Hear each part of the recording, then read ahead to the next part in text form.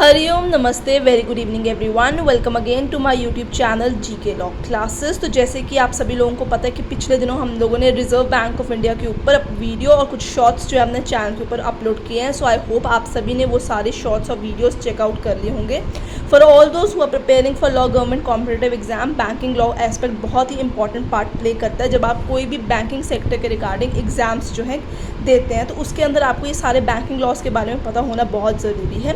Otherwise also if you are preparing for UGC NET or any banking law exams or any other law exams जो government competitive exams है, तो आज जो हम video लेके आए हैं वो एक बहुत ही important topic negotiable instrument act of 1881 के ऊपर लेके आए हैं, जिसके अंदर हम स्पेसिफिकली NI एक्ट को डिस्कस करेंगे।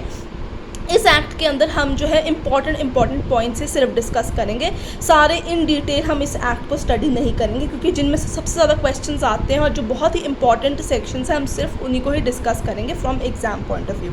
तो आइए without any delay let's begin with the today's video. सबसे पहले before proceeding with important section of negotiable instrument act, ये ज़रूरी है कि हम जान लें कि नेगोशिएबल और इंस्ट्रूमेंट इन दोनों का मतलब क्या है।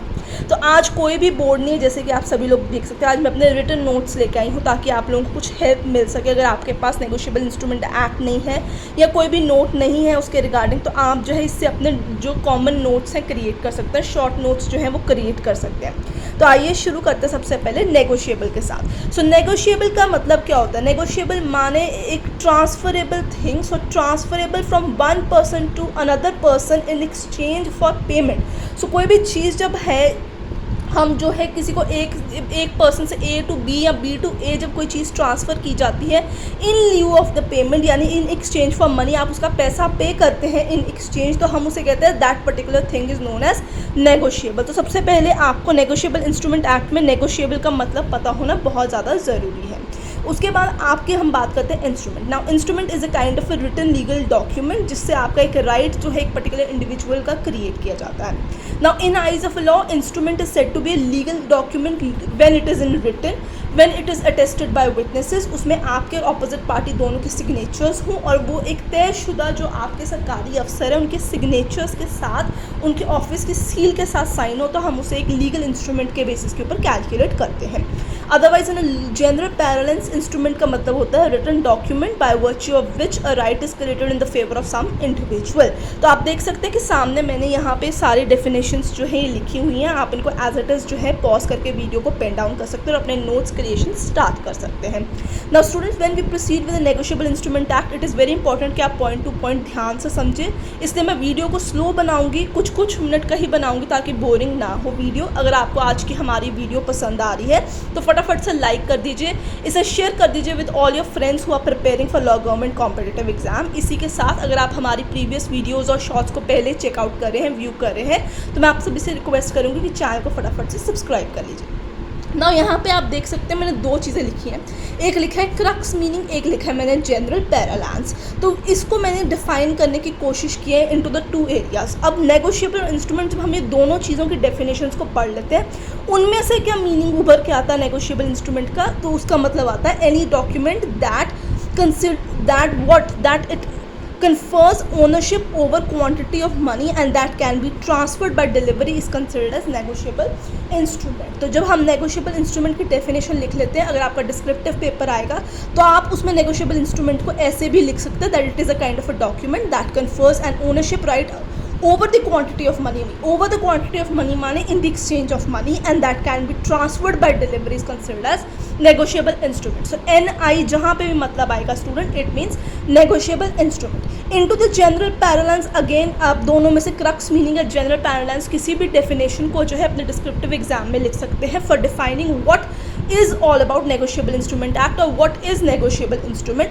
so it is a piece of a paper that guarantees the payment of certain sum of money either immediately or on demand at predetermined time। या immediately आप पैसे दे दीजिए या आपने कोई टाइम स्टिपुलेट करके रखा हुआ है इन एक्सचेंज कि मैं आपको नेक्स्ट मंथ पेमेंट दूंगा, and whose payer is typically identify, आपको पता हो कि पैसे आपको किसी से आने हैं, तो in that circumstances that particular instrument is negotiable instrument. Now students, जहाँ पे भी आप NI एक्ट में टू ऑर्डर वर्ड पढ़ेंगे उसका मतलब है on demand payment, to bearer यानी ऑन टाइम पेमेंट होगा, जिसे मैंने साइड में बहुत छोटा सा मार्क करके रखा है।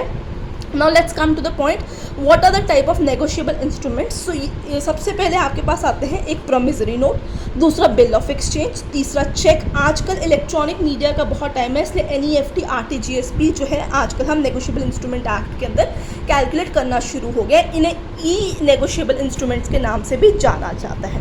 तो आप इन सब को पॉइंट कर सकते हैं। जब आपसे क्वेश्चन में पूछा जाए what is a negotiable instrument, तो आप इन दोनों में से कोई भी चीज़ को डिफाइन कर सकते हैं along with the type of negotiable instrument, ताकि आप जो है डिस्क्रिप्टिव पेपर में काफ़ी अच्छे नंबर जो है गेन कर सकें। ना स्टूडेंट्स, ये जितना भी मैंने type of negotiable instrument act या मीनिंग बताया है, तो टाइप्स में से डेफिनेटली क्वेश्चन MCQs भी आते हैं। अगला पार्ट जो इस वीडियो का होगा वो होगा विद इफेक्ट फ्रॉम, यानी ये एक्ट कब होंद में आया है। Again MCQ point of basis से काफ़ी इंपॉर्टेंट क्वेश्चन है। सो इसका बेसिकली इन्फोर्समेंट डेट है 1 March 1881 and it extends to whole of India. ये बहुत ही इंपॉर्टेंट क्वेश्चन है, इस चीज़ को आपको ध्यान में रखना होगा। ठीक है students, now what are the common traits और features of a negotiable instrument. Again very important चीज़, ये भी आपको पता होनी चाहिए। सबसे पहले नेगोशिएबल इंस्ट्रूमेंट, चाहे वो प्रॉमिसरी नोट हो, बिल ऑफ एक्सचेंज हो या चेक हो, वो हमेशा ट्रांसफरेबल होता है। They basically absorb an independent title, leads to presumption, it has give you right to sue and they are always certain. उस पर लिखा होता है कि किसको पैसे जाने हैं, कितनी अमाउंट जानी है, whether it is on demand या प्री डिटर्मिन्ड टाइम, ये सब कुछ मैंशन होता है। So in the negotiable instrument act of 1881 we have total 17 chapters 147। So next video के अंदर हम स्टार्ट करेंगे इंपॉर्टेंट सेक्शंस के साथ, जिसमें मैं आपको चेक का मतलब, चेक के टाइप्स, प्रॉमिसरी नोट के पार्टीज, बिल ऑफ एक्सचेंज, ऐसे सब जो सेक्शंस हैं उनकी एक्सप्लेनेशन दूंगी। तो अगर आपको आज का हमारा ये जो पर्टिकुलर वीडियो है regarding the introduction of negotiable instrument act पसंद आया है, तो फटाफट से वीडियो को लाइक शेयर कर दीजिए। एंड अगर आप पिछली हमारी कोई भी वीडियो पहले से चेकआउट कर रहे हैं और आपको हमारी वीडियो शॉर्ट पसंद आ रही है, तो चैनल को सब्सक्राइब करना भूलिएगा मत। I will see you next with important sections of negotiable instrument act.